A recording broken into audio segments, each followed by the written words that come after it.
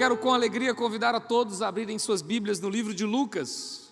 Eu quero compartilhar algumas coisas que eu penso serem de muita importância para a vida de todos nós que queremos seguir a Cristo. Essa mensagem pegará algumas expressões que vão desde o capítulo 15 ao capítulo 16. Eu quero que você me acompanhe em sua Bíblia, ou melhor, desde o capítulo 14 ao 16, eu quero que você me acompanhe em sua Bíblia. O tema da mensagem de hoje é: você sabe o que significa seguir a Cristo? Talvez você já tenha ouvido várias pessoas dizendo assim: siga Jesus, entregue seu coração a Jesus, receba-o como seu Salvador. Outros dizem, chamando para si: eu sigo a Jesus, eu sirvo a Jesus. Mas eu quero iniciar essa mensagem e toda ela será em forma de pergunta. E inicialmente a pergunta é: o que significa seguir a Cristo?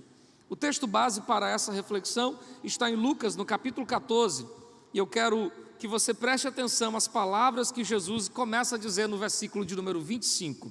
Lucas 14, 25.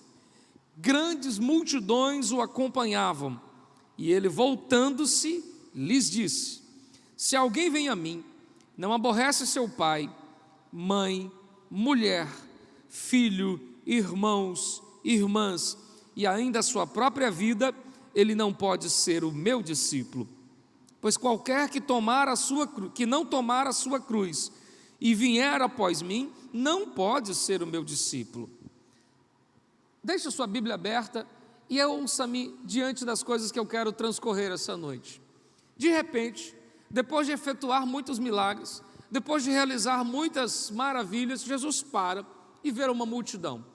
É uma multidão de pessoas que o apertavam, que queriam estar perto dele, que queriam tocar nele. Quem não queria? Dele saía virtude, dele saía cura. Perto de Jesus, cegos enxergavam, aleijados andavam. Perto de Jesus, pessoas recobravam a vida, a saúde e a paz em seu coração.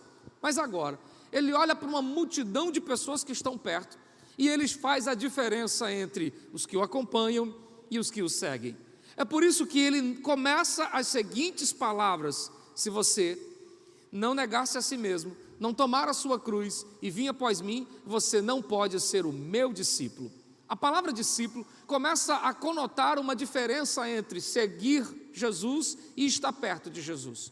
Há uma multidão acompanhando, mas nem todos que estão naquela multidão são discípulos, nem todos que estão perto dele de fato seguem a ele. Então Jesus agora confronta seus corações para dizer-lhes o que significa seguir a Jesus.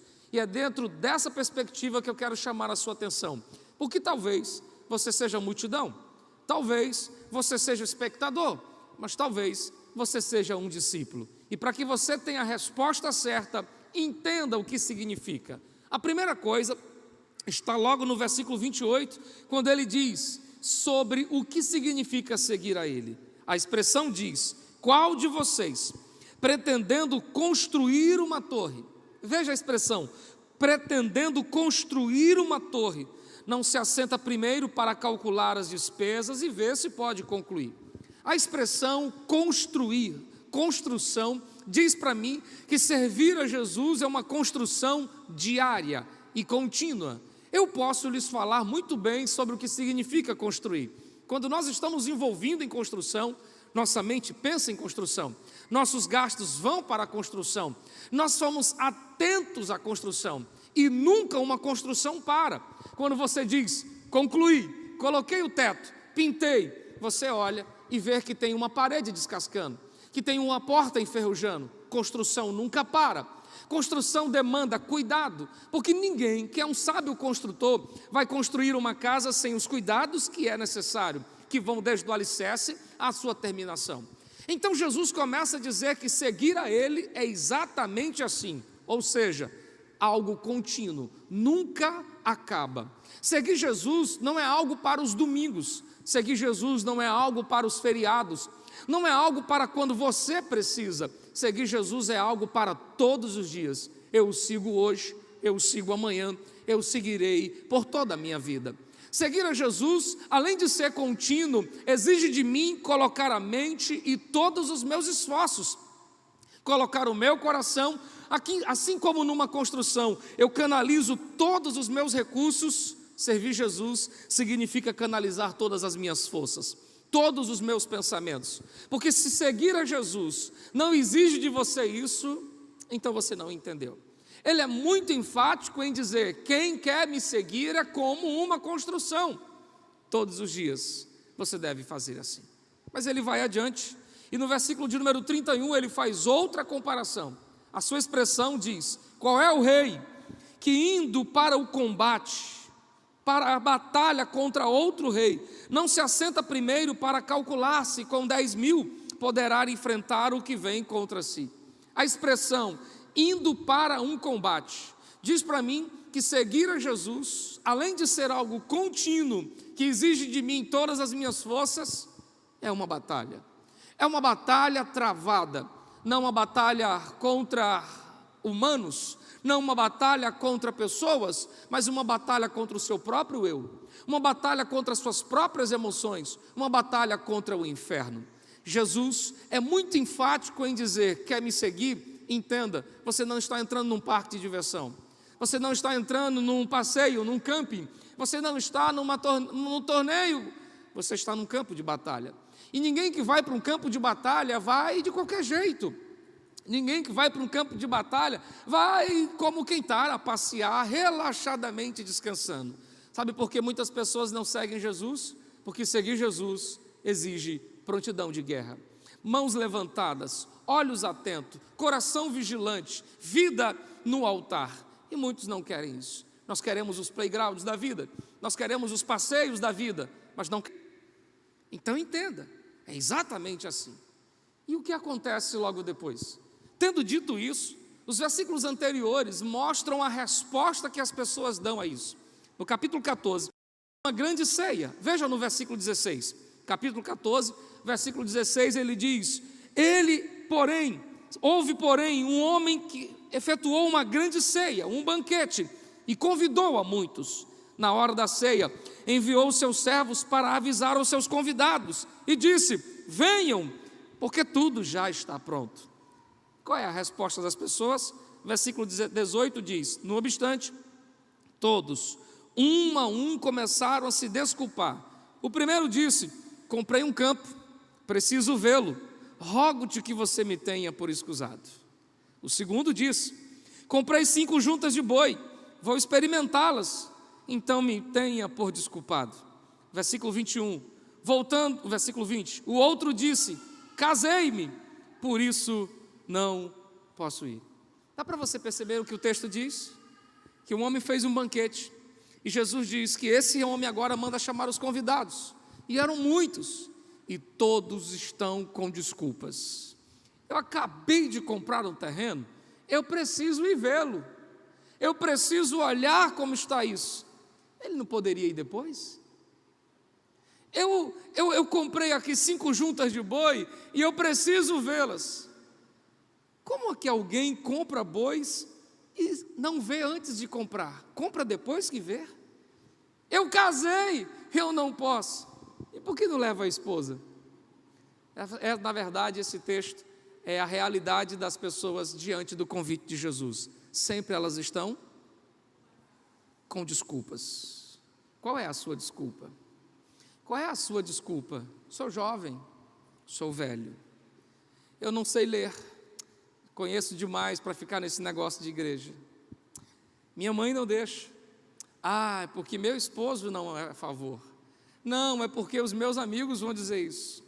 São desculpas. Desculpas que desde os tempos passados os homens colocam porque não querem seguir Jesus.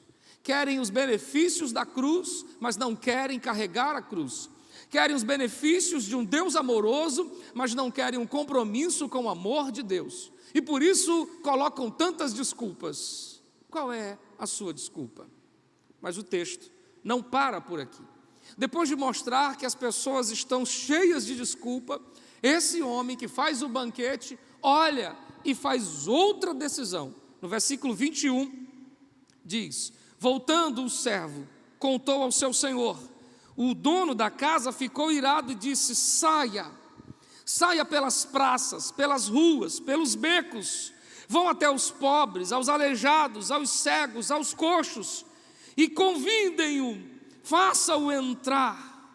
Vão e convidem essas pessoas. E eles foram. O que eu percebo aqui é a tristeza do coração do homem que faz um banquete, que preparou tudo, e nada é pior. Se você é mulher, sabe muito bem que nada é pior do que ajeitar uma mesa e esperar o seu esposo para almoçar e ele não vir. Ficar sentado, assistindo ou coisa desse tipo. Nada é pior para um dono de casa preparar um almoço para alguém que diz: estou indo almoçar, e esse alguém diz: esqueci. Isso não acontece comigo, não? Eu não esqueço nunca. Agora o dono dessa festa está triste. Na verdade, o texto diz que ele está irado. Com quem ele está irado? Com os convidados que estão sempre arrumando desculpas. Todas as vezes que você tem uma desculpa, é exatamente assim que Deus fica. Não, Senhor, eu não senti no meu coração. Desculpa. Não, Senhor, eu ainda não resolvi isso. Eu ainda... Desculpas. E agora? Que ele manda... que ele percebe a rejeição dessas pessoas, ele diz: vão por todos os lugares e convidem as pessoas menos improváveis, convidem as pessoas mais indignas, convidem essas pessoas, porque a minha casa não pode ficar vazia.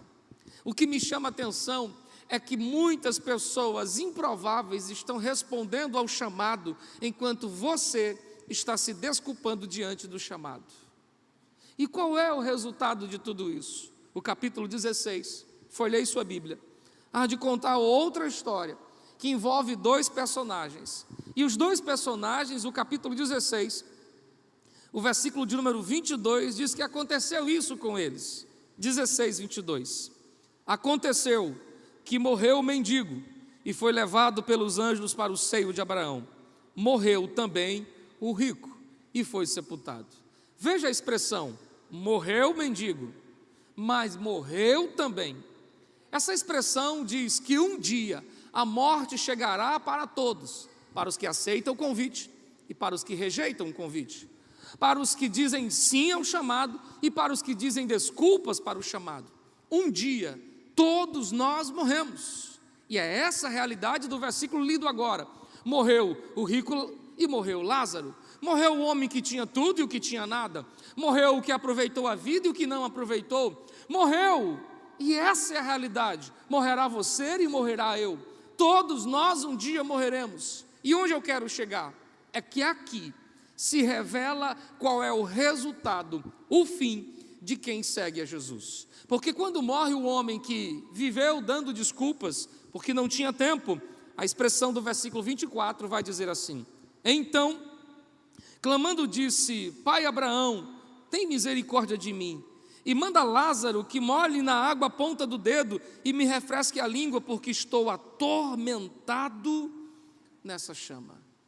Esse é o fim de um homem que rejeitou o seu chamado, que rejeitou o convite, e agora sua vida acabou, ele morreu, e chegada a morte, ele viu o fim de todas as coisas.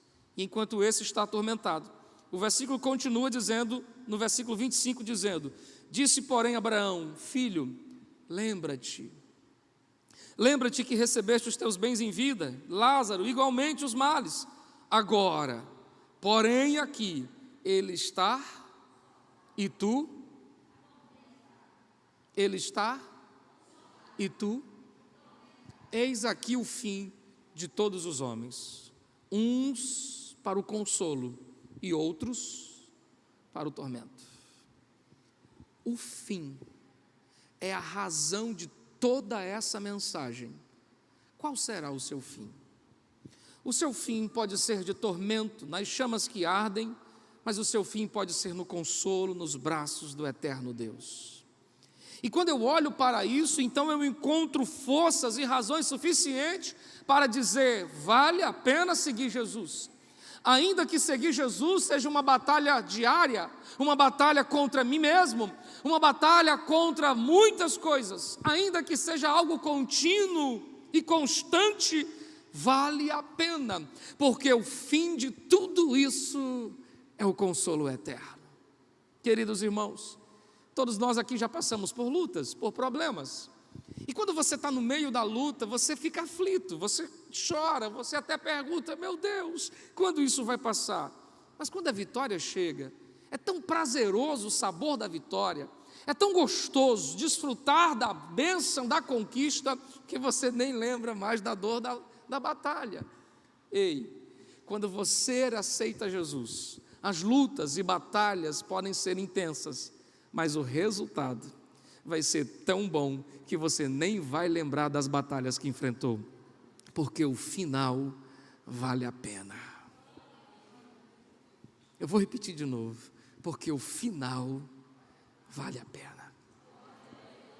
Se você já aceitou Jesus, se você segue a Jesus, você pode dizer isso para alguém que está perto de você, 2 ou 3 pessoas: o final vale a pena.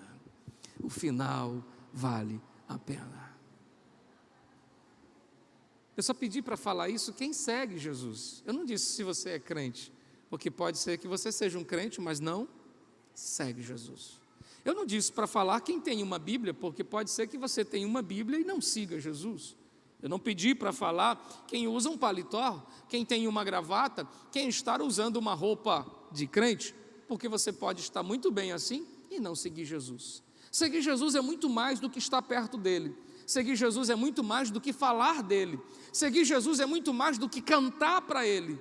Seguir Jesus é enfrentar todos os dias uma decisão: negar-se a si mesmo, tomar a cruz e seguir Jesus. E eu volto para o capítulo 14, quando tudo termina, e no versículo 22, a expressão encerra dizendo assim: depois disse ao servo, Senhor, disse-lhe o servo, Senhor, feito está como mandaste, e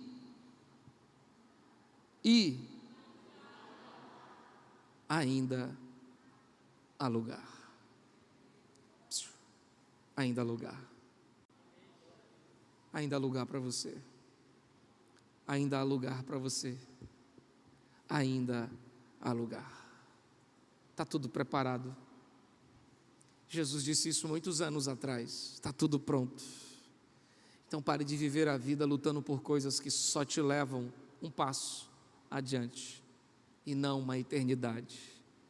Pare de viver gastando sua vida naquilo que não te aproxima de Deus. Pare. Não pense porque você é jovem que você está longe da morte. Não pense porque você é saudável, entre você e a morte só há um palmo de distância. Todos nós um dia a enfrentaremos, e o final de todos os homens não é o cemitério. O final de todos os homens não é uma cova profunda. O final de todos os homens é a eternidade. E aonde você passará depende do que você escolheu quando aqui esteve. Está tudo pronto. Os convidados foram chamados. Você pode rejeitar, ou você pode abraçar. Eu abracei.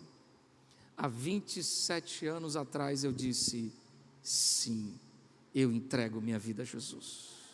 Mas escute, ainda há lugar para você. Ainda há lugar. Receba essa palavra e decida o que você vai fazer com ela. Colocá-la de lado ou fazer dela o norte da sua vida. Eu decidi fazer dela o norte da minha vida, para com alegria poder desfrutar daquilo que o Senhor tem preparado. E eu sei que os olhos não viram, os ouvidos não ouviram, o coração jamais sentiu.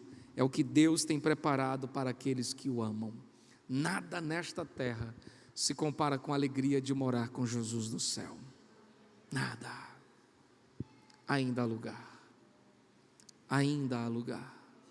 Eu concluo essa mensagem perguntando a mesma coisa que perguntei no início. Você entende o que significa seguir a Cristo?